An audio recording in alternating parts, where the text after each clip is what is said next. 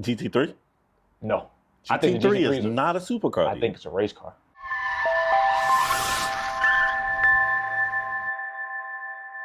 All right, what's going on, folks? Welcome to a brand new episode of Two Brothers Auto. Not just Two Brothers Auto, Two Brothers Auto news. It's been a minute. We know it's been a minute, but we back and we promise we're gonna make up for it. We're gonna make up for it. I just promised for both of us. Yeah, we gonna be here. We're gonna be here. We got an editor now, so we getting a lot of the kinks and stuff that was holding us up. We finding solutions to all that. And not just that, we back with the news, and I know you guys can go online and you can look up news, but we did the hard work for you. We did the research, we got the news, we're gonna bring it to you in a way that we know you guys are find entertaining.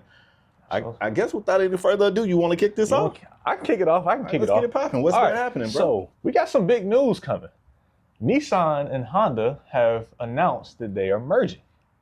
Okay. And that is big news, one, because Nissan was on the brink of bankruptcy. Like a month before this was announced, the report that just came out that they had 60 days left as a company before they were going to file for bankruptcy, just because things weren't going well for them. Mm-hmm. They were partnering with Infinity dealerships to try to take all the inventory to kind of cut down costs. They were doing anything they could to cut down costs. So this is really a Christmas miracle for them. Bailout. Yeah, when it happened, them combining would be the third largest automaker in the world. So big deal on that. They had already previously agreed early in the year to collaborate on electric vehicles, but now that is, of course, expanding to collaborating and being partners and everything.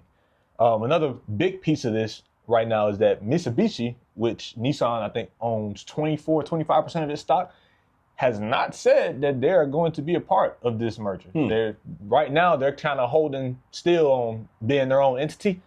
Don't know where that's going to end up, but that's a big piece with Nissan. So, well, yeah, I was about to say, what's the hot Mitsu? People buying Mitsus, but I guess probably not here. But they might have a few. I was about to say here, I don't know if they selling any new ones here, but definitely in Japan, they probably have a bigger market. But yeah, that's like I said, that's gonna be a big merger. Like I said, that's third largest automaker. I didn't do my due diligence looking up who was number one and number two, but still, what's your take on that?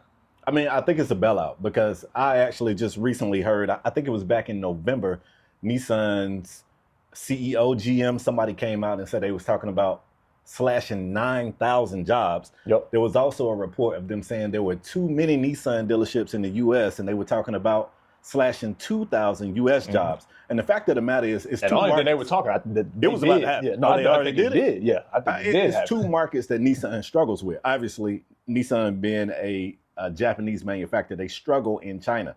There's some Chinese, car manufacturers that's killing it. And we'll probably have more on that later, if not on this episode, a future episode. But also, they were struggling here in the U.S. market. So it's a bailout. I think it's good. And, obviously fans can dream about, some of the nostalgic cars that both those two manufacturers have had in the past, probably working together and bringing those cars back. I don't know if that's the plan, but we can fantasize about it. Yeah. I kind of had similar thoughts, and almost to the degree I don't know what Honda really gets out of this outside of maybe getting a little bit more money, a little bit more manpower. What's sweetening the deal? We know why Nissan wanted this. What does Honda really get out of this? Well, look, let me speculate. I could be completely wrong, but rock with me for a minute. Here's the thing. First of all, you talk about the fact that Toyota brought the Supra back, right? Yeah. But they needed the BMW to even make it possible. You know what I'm saying? That BMW, what is it? A Z something? I don't know. It's ugly BMW to me. But without that platform and that BMW engine, the Supra is not even possible. And you and I was just having a conversation earlier.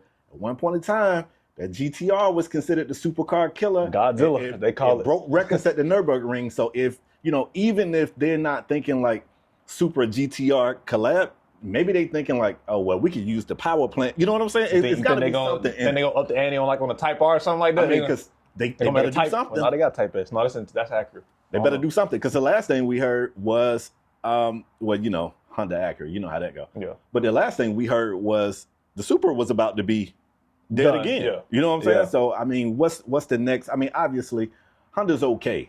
Their daily, I don't know what you call them, more casual cars do okay. For the average consumer, your Civics and your Corolla. Sure, they do great. But I mean, if you wanted to do something big, I don't know. I want to hope they got something big in mind. Yeah, like I said, I'm interested to see how Honda benefits from this. I'm also, if Mitsubishi does end up not joining, I wonder what that looks like for them. I mean, like I said, I think their presence in the States already is kind of non-existent.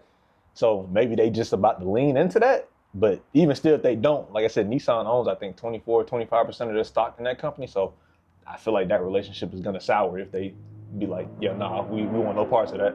Interesting. Well, let me jump in there. Of course, your news started overseas. This man do not love domestic cars, but don't you worry, I do. And if we're going to talk domestic cars, you got to talk about the C8 Corvette. The C8 Corvette already came through, caught us off guard, beautiful car, right? They came back and they dropped the Z06. Blew my mind, blew a lot of people's mind. The ZR1 came on the scene and definitely woke a lot of people up. And it put the Americans, listen, man, the domestic scene is now, that might be another conversation, but I'm gonna tell you, I think this is a supercar, but let's get into it. They released pricing for this ZR1, and the starting price for this ZR1 coupe starts at $175,000. Now you're also, that's actually not bad. It's not bad though. Don't do that. Yeah. The cars, For what it's given, it's not bad. The cars that this car competes with, you can't get them for sub 200. You just can't. I mean, that's fair. You can't. But anyway, it's a few other like trims you could get. You could get the 1LZ, or you can get the 3LZ in a coupe or a cab. The 1LZ is going to start at 185, the 3LZ coupe at 186, and the 3LZ cab at 196. Now, for anybody who may not know this, let me give you some stats on this ZR1 and why I think it's a supercar. This car is a 1,064 horsepower, 828 pounds-feet of torque, 223 miles per hour top speed, 0 to 60 in 2.3 seconds, and a quarter mile in under 10. This thing it's a freak of nature. It is. That's superstar. I can't. That's superstar numbers. It's crazy, numbers, bro. It's a 5.5 liter V8 flat plane crankshaft. It's a beast. It redlines at 8,000 RPMs, and it drives the rear wheels by way of an 8-speed DCT. I'm kind of shocked. There's only 8,000 RPM redline. I feel like that's not high.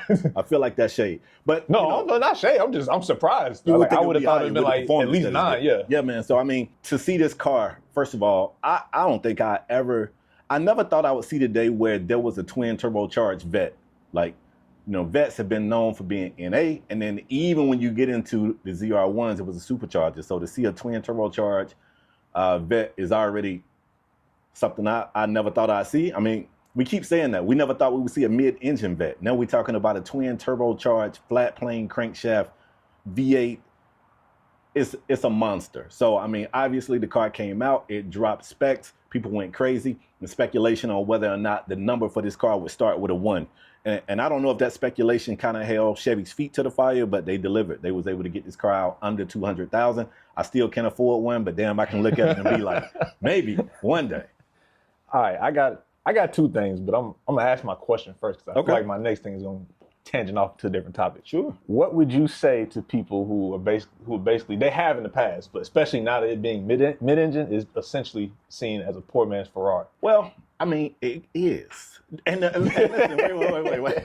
That's not shade. That's not shade. Understand, Chevrolet engineers said they took the famed Ferrari 458, which I think that platform won like it was platform of the year, car of the year. I think engine of the year for multiple years. Yeah. They took it and reverse engineered it, which we know that means take this joint apart and figure out what it is. Yep. And it was literally the inspiration for the C8 Corvette. So to call it a poor man's Ferrari is not only is it not true, I don't think it's a bad thing. Like if depending on how you're saying it, some people say it to be disingenuous. Some people probably it might be an underhanded comment from some people, but for me, I'm okay with that. Now the second part is, you mentioned that you feel like it's a supercar, and I don't disagree. I think those are supercar numbers. But you and I have both seen, like in the car community over the past, give or take, couple months, last few months, it's been what is a supercar has been a heavily debated topic, and this wasn't even on the sheet. Like we going off on a rift here. Yeah. So what is your criteria for what is deemed a supercar and what is not a supercar? Okay. Now this is not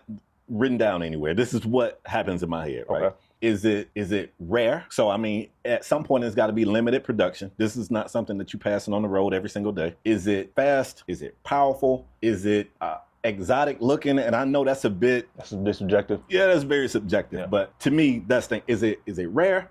Is it powerful? Is it fast? And is it exotic? Do you have like a number threshold for the other ones, like for the fast and the powerful? Like, is it above this top speed, this amount of horsepower? Yeah, I mean, give me over 200 top speed. Give me sub 3, which I mean, right about now, sub 3. Just say it's standard, yeah. EVs. I don't even know if 0-60 is necessarily counted. But yeah. Top speed and power. Yeah. I mean, I hate to throw this in, but I think you got to factor in price too. I mean, because if it's this ZR1 we're talking about, if it's 90 grand, then it's too readily available to be considered a supercar, for my opinion. I could be completely wrong. This is what I think. What about you? For me, similar to what you said, I think there's a horsepower number to reach. I think for me, I think 8 is the number that comes to mind for most cars. And I'm not saying like it has to be that, but like a combination of things. Okay. Either you have, a lot of horsepower. Top speed, of course, I think a 200 plus is a solid number. Dang, I'm losing it. Price was another one. And I think for me, the biggest one is exclusivity. I think to me, that is the biggest catalyst on if it's the supercar or not. And of course, like I said, I'm not saying just if you have one of those things, you're a supercar. I think it's a combination of all those things, which is why I say I'm kind of flexible on the horsepower, because I think a Turbo S is a supercar. And I think Turbo S puts out 6. And of course, I know it's a turbocharged, so you can tune it to hell, and people have tuned it to like 1,000 plus. But I'm just saying, stock for stock, it's like 500 or 600 horsepower. But I think that's a supercar. Like I said, I think the C8 is a supercar, and I think, kind of to your point and kind of countering your point, I think the price, like for that type of car, is cheap. Like it's a cheap car. Like for everything that you would compare. Yeah, to, like the times we in, and everybody ain't just got 175, 200,000 just to throw. Me, I ain't got it. Just to throw out there, but like when you talking in that realm of performance, like $200,000 is a hell of a value. So it's tough, and I don't know if we're gonna ever come to like a consensus agreement as a community of like what is and what isn't a supercar. Like even if a manufacturer said, because I feel like Chevy has said that this specific trim is a supercar. I don't think the base C8 and the Z06 is necessarily a supercar, but this one definitely is a supercar to me. Like the same, like I said, with every 911 is not a supercar, but I think that Turbo S is. So GT3? No, I think GT3 is not a supercar. I think it's a race car. Can two things not be true? Like two things can be true, but I think they don't. I don't think they're mutually exclusive. I think it's a race car. I don't think it's a supercar. Wow. Okay. I could be wrong on that. Wow. But that's my opinion. I think it's a race car. All right. Fair enough. Yeah. Fair enough. So Speaking of American topics, this one's very local. Oh, you got a domestic car. It's domestic. No, it's not about a car. Oh. It's not about a car. All right. This is very local to us. Recently, the Orlando car scene had a little bit of drama over the holiday break, or really coming out of the holiday break. We what was this, beginning of January when this happened? So a little after New Year, we keep up with the car shows, local car shows around here. We go to them and whatnot. We send each other posts on IG, and we like you seeing comments. I think you the first sent it to me. You was like, comment spicy. So I'm reading and I'm trying to figure out what's going on, and I'm like, yeah, they are. It's kind of a little testy in there. There's this car show in Winter Park. It was previously known as Orlando Cars and Coffee. Right. I think it had been there. I think last year we went to like a 10-year celebration? Yeah, it's something been like there that. It's been there for a while. Yeah. In this same lot, which he hates the parking lot that it's in just because of how congested and how tight it is. Terrible. It wasn't that bad to me, but terrible. Definitely could have been a little bit more space. But car show had been there for a while. Well, the guy who was hosting it, the Sunday of the first show of the New Year, I believe. Yeah, it was the first show of the New Year. Sunday of, he announces that the show is canceled. But he doesn't just say it. He says show is canceled, and whatever show is going on there is not sponsored by us. And so now we like, all right, what's that? Your show canceled, but it's a show going on. So we trying to piece together what's going on. So then another Instagram pop up of the new show, which is called Cars and Coffee Winter Park. Right. So it's like, all right, what's happening here? Confusing. It's got the same sponsors as what the old one used to have, and everything, like the same sponsored tents are out there. Somewhat similar crowd, a little bit different, a little bit more exotics than previously, because that show always had a good variety of cars. Like you saw your exotics, you saw built cars from the ground up, you saw classics, like you saw a little bit of everything that show. But I will say, just from what I saw, and we weren't there, but just from what we saw on the recaps, it was a lot more, high end, your McLarens, your Ferraris, all that fun stuff. We going back and forth in the comments, and from what we pieced together, this whole situation came to be over whether the event was going to be charged or free. Now, we don't know any of this to be fact. We don't know who was right or who was wrong. We're not taking no sides. Matter of fact, if you know, tell us in the comments. Yeah, tell us. But from what we gathered, this allegedly started over one of these shows, like I guess the old Orlando Cars and Coffee that was there, apparently people felt like he was about to start charging entry for the show when it has always been a free show. And allegedly the sponsors didn't like that and they kind of forced him out. And this new company came in, but then he's saying that the new people coming in are the ones that they're going to start charging eventually at some point because they have another car show that they already charged for. Like I said, a lot of he say, she say, we don't know who telling the truth. We don't know who lying because we went in the meetings. We just trying to tell y'all like what was going on. Like it was a thing for the Orlando car community. Like anybody who's really a part of it, you saw this information. Oh, yeah. And I remember you saying you accidentally drove by it going home. So give us a take of what the scene was. Yeah, I didn't know it was going to be a car show that day because I think when I saw the post, it was Saturday night. He was like, my show is canceled. Yes. My show tomorrow is canceled. So I'm just out, I'm driving, and I'm like, oh man, somebody just got pulled over. And I'm like, oh, and somebody got pulled over. And I'm like, oh, they hot. So when I ride by, I see all the cars and I'm like, oh, they actually had it. Mm-hmm. And I'm like, yo, I think I hit you. I might have hit you the next day. I was like, yo, cops was snatching these boys up. No, I think you called me right after. Yeah, I was like, it's crazy. The cops are snatching these people up like they fishing in a fish aquarium. Like it's crazy. And then I joked to you and said, I don't know if the person who was running it, I don't know if he got homies on the police force. I don't know what's going on. It's just, really is kind of unfortunate. Yeah. Like at the end of the day, this whole thing is just supposed to be a good meet for people who love cars. And just something to do on the weekend. You clean your car up, you come out, you see some bills. Hopefully you see some stuff you haven't seen before and you're not just getting hit upside the head with GT3s, which happens a lot. But, to kind of see these people fighting over who should own it, who should run it. Real turf wars. Like it's crazy. It's real turf wars over in the car community. I wasn't expecting to see that. So needless to say, like I said, it's been resolved. Like I said, it is now known as Cars and Coffee Winter Park. The new team that's in there is theirs now. Good news for the old Orlando's Cars and Coffee. He has moved to a new location at Desertland. Desertland has had many of names since it's been Orlando. But if you live here or are from here, you know where Desertland is. I believe he actually got a Hemming sponsor with it too. So, and he got a better parking lot. Yeah, and Desertland is a big parking lot. So hey, he might have, it might be unfortunate for him how it played out, but it might be a blessing in disguise for him. I was gonna say I'm sure we'll go to both shows, but like I said, he hates the parking lot of that Winter Park show.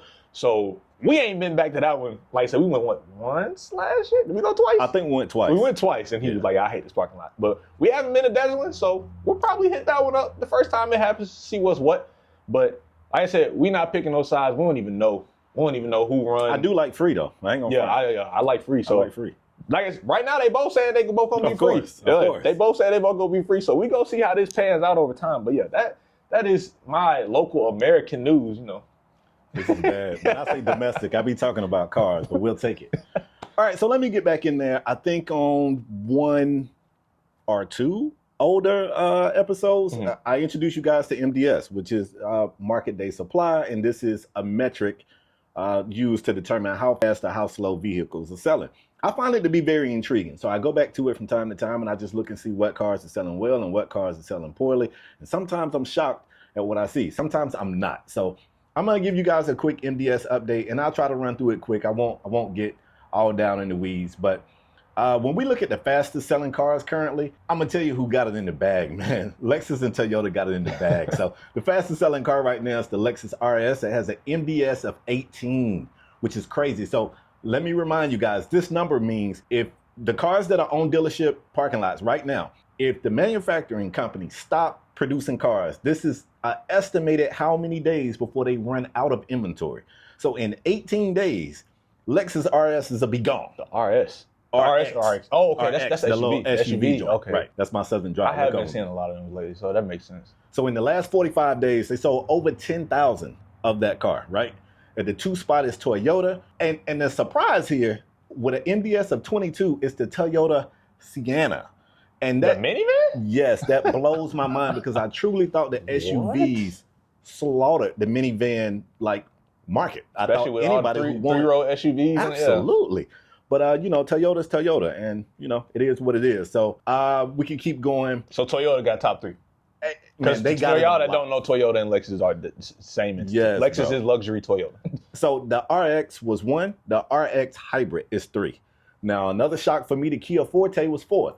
shocks me. Now that is crazy. That's shocking. I ain't gonna lie to you. Why? I mean, why? Well, let's be honest. What now. is appealing about the Hold Kia on, Forte? let me give Kia. Let me give them their flowers. For starters, you know they recently got a designer over from BMW, and he kind of swagged them out. So looking at them, they look a whole lot better. I remember he started with the K5, the Stinger. Facts. Yeah, he was going crazy. And also, they were had, smart. and that's right, it did get a facelift. That's right. Yeah, and they were smart because they even just changing their logo, just the rebranding of their logo. At one point, I read that the most searched thing on Google was like, "What car is KN?" Which we know is Kia, but they switched to that thing. Like KN, It did what you want, right? So that's at 4. Lexus is back at it again at 5 with the NX, which is another variation of that same SUV.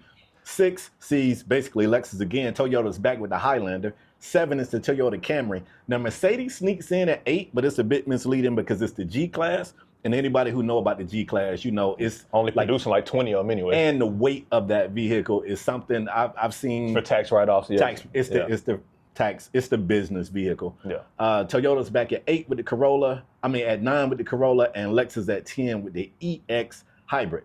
Now, so Toyota got what? Toyota, eight of the 10 spots? 8 of them. Everything but that Mercedes G-Class, which, like I said, and the Kia Forte. And then the Kia Forte. But when you get into the slowest selling cars right now, and I run through these quickly, the Dodge Charger has the worst MDS right now of 1755. So it would take 1,755 days for Chargers to run out. And what's crazy is I don't know if this is the EV. It's got to be the EV Charger. I don't know. It can't be. Ain't been producing. Yeah, it ain't. I don't know, but it can't be. And then if it's not that, is it Hellcats and Scat Packs? Because I thought them joints was flying. So I think it's too far. I think they are flying, but I think they overproducing. I think they're overproducing still. It's quite possibly, but they're definitely not flying because right now it says only 75 of those cars were sold in the last 45 days. Now, for comparison, if you guys remember, I just said that RX sold 10,330 in the last 45 days. So running through the slowest, it was some shockers here too. Just like it was a couple of shockers on fastest,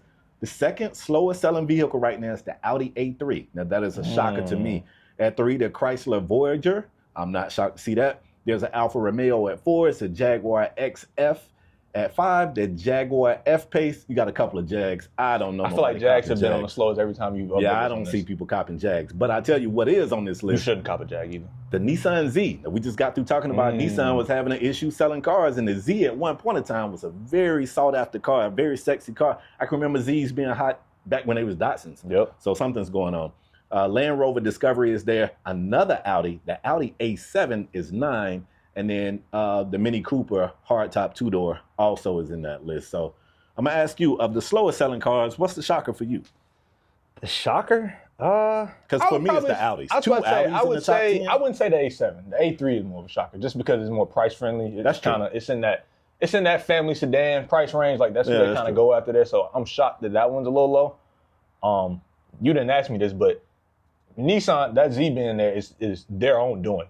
They tried to mark that, like every Nissan dealer tried to mark that car up to hell like that. They was charging, I think, like almost 60 bands for that car. And it's like when you look at what you can get for 60 bands, they're all better. Every option is better than a Nissan Z. Yes.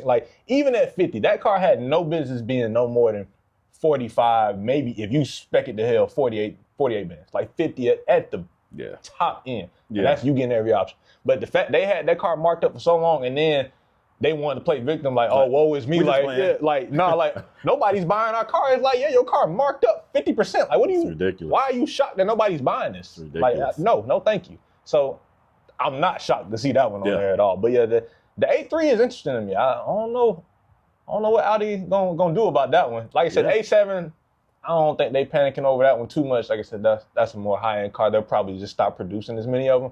But the A3 is interesting because they mass-produced that one a lot more. Yep, agreed. But that's all I got, bro. That's been the news for today. Okay, I think I'm done with topics for this one, so we can go ahead and get up out of here. So let us know which topic you like the most. What was the most shocking thing you heard? What was the most interesting thing you heard? If you're from Orlando, what's your take on this whole turf wars of car show drama? Let us know in the comments. Leave a comment below. Like, subscribe. Tell everybody that we back. We gonna be consistent. Like we at least dropping 2 videos a month. I'm gonna go ahead and jump out and let the people know. You committing to that? Yeah, we are at least twice a month. At least twice a month. Y'all gonna see us. So tell everybody that we back and we here. Bring in the new year with us. Gonna ride this thing out. Y'all can grow with us. Follow us on TikTok while we still got it, you know. For now. And Instagram, and of course, subscribe to us on here. And until next time, peace.